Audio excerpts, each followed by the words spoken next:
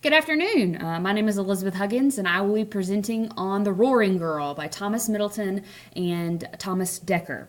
So, The Roaring Girl is a Jacobean play. It's a comedy written by, as you can see, Thomas Middleton and Thomas Dekker, and it was first published in 1611. Now, The Roaring Girl is a fictionalized dramatization of a real-life person, a woman named Mary Frith, who was known as Moll Cutpurse.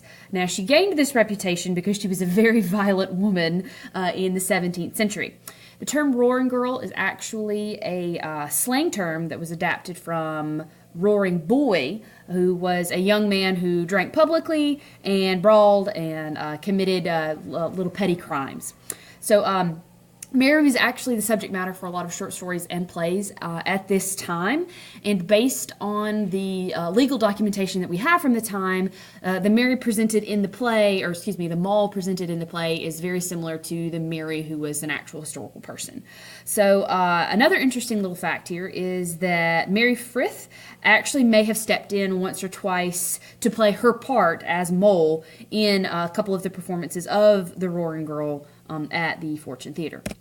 So this here is a quotation from the text. It says, "I please myself and care not who else loves me." And that's kind of the whole premise of the play, and we'll get to that when we get to the moral of the story. So, character list. This is not comprehensive. I'm just hitting the highlights of the guys and gals that we will be meeting in the play. So first we have Mary Fitzgerald, who loves a guy named Sebastian, but she has a very small dowry, and we'll get to that in a minute. All right, then we have Sebastian, who loves Mary. Go team. We have Moll, who is the roaring girl. She's a woman who dresses like a man. We have Sir Alexander, who is Sebastian's father, and he will not allow the marriage because he will not allow the marriage of Mary and Sebastian because Mary has such a small dowry.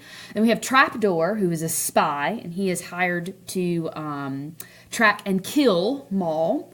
We have Miss Galpot, who runs the tobacco shop, and she's having an affair. We have Mr. Galpot, who is Miss Galpot's husband, and he is cuckold.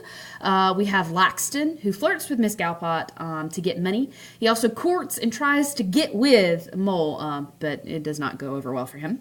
Then we have Sir Davy Dapper, who is a friend of Sir Alexander, and he wants to teach his son a lesson.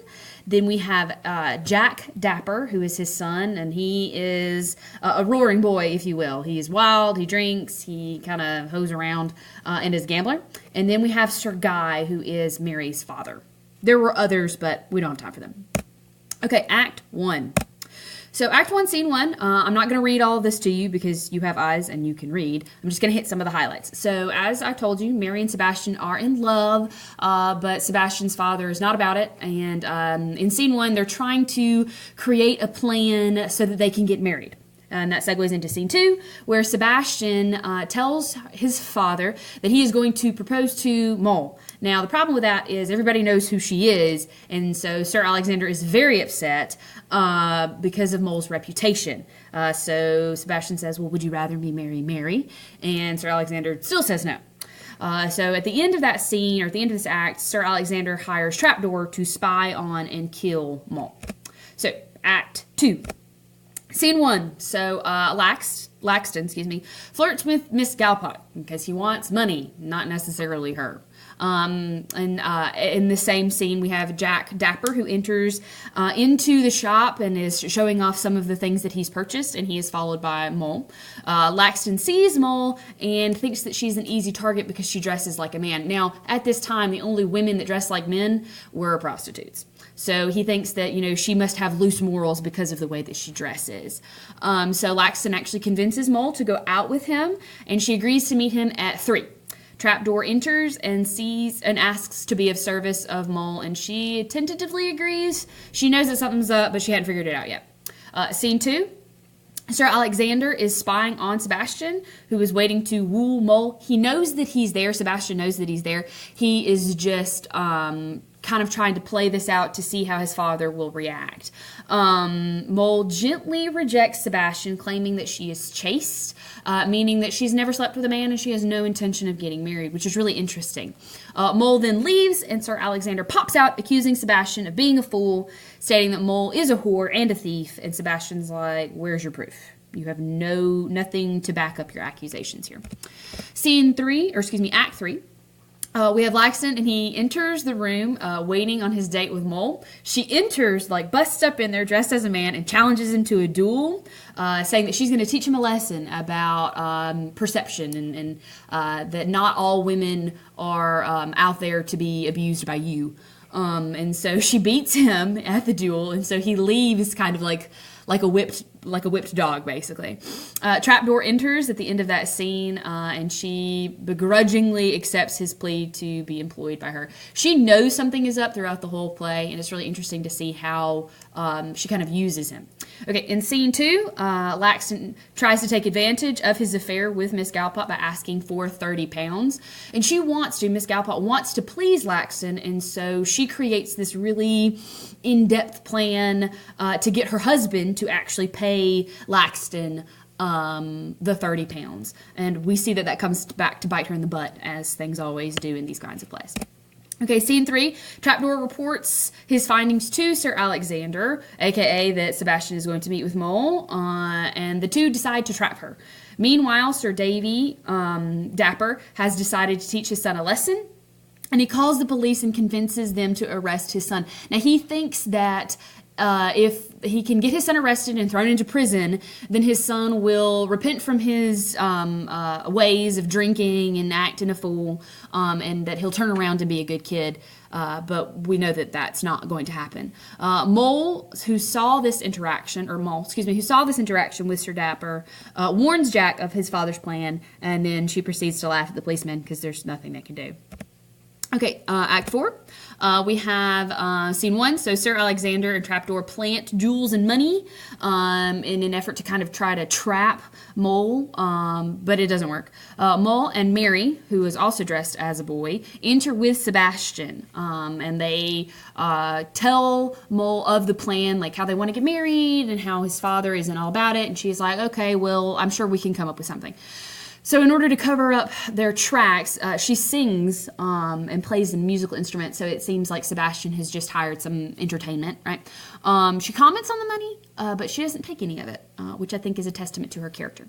In Scene 2, we have Miss Openwork and Miss Galpot, and they sit and talk about the state of men in relationships, which is really funny, considering that Miss Galpot has made her husband a cuckold. A lawyer enters and serves Miss Galpot with papers. Laxton is trying to get more money because he was successful in extracting 30 pounds from the family. He is now trying to get 100 pounds. So Miss Galpot is very concerned and very upset because now it's obvious that Laxton is just trying to use her. So she is to the point where she's going to admit what they've done, but Galpot kind of steps in and admits that they were never betrothed, but that Miss Galpot promised to help him if he was ever in need, and thus the two avoid trouble. And it's kind of funny because at the end of that scene, the three of them end up having like dinner, and so they get to continue in with their affair. Okay, Act 5. So, Scene 1, Mole tells Jack how she helped him, and he thanks her. No, he thanks her, not she thanks her. Jack makes an interesting observation, which I think is one of the morals of this story, about how jail actually makes people worse, not better. So the whole reason behind his father wanting to send him to jail doesn't work, right? Then Trapdoor enters as a soldier, and Mole has previously released him from contract because she knew that he was disloyal. She sees through his disguise and runs off the would-be robbers. She's kind of like, I wouldn't say a Robin Hood-like character, but she does feel the compulsion to protect those who can't protect themselves. So Scene 2. Enter Sir Alexander, who has heard about what Sebastian is going to do. He's going to run off with Mole. Sir Guy, who, if you remember, is Mary's father, takes this opportunity to laugh at Sir Alexander for not taking advantage of marrying his daughter when he had the chance. And the two have a friendly, not so friendly bet about whether or not Sebastian will marry Mole or not. It appears in the text that Sir Guy loses and Sir Alexander, in a fit of rage, demands his land. But then in the last minute, the trick is unveiled and Sebastian actually ends up marrying Mary. And so in a lot of respects, it is a traditional Shakespearean, if you will, comedy because it does end in a marriage. So, moral of the story, don't judge a book by its cover. Mole is actually a moral woman who wanted to help the honest. My overall analysis of this text is that it was really, really good. And I honestly think that if you ever teach this class again, Dr. Sterling, you should definitely include it. It was a pretty fast read, and the jokes were really funny. So if anybody would like to read it, I do encourage you to do so. I hope you enjoyed my presentation, and if you have any questions, please feel free to comment. Thanks.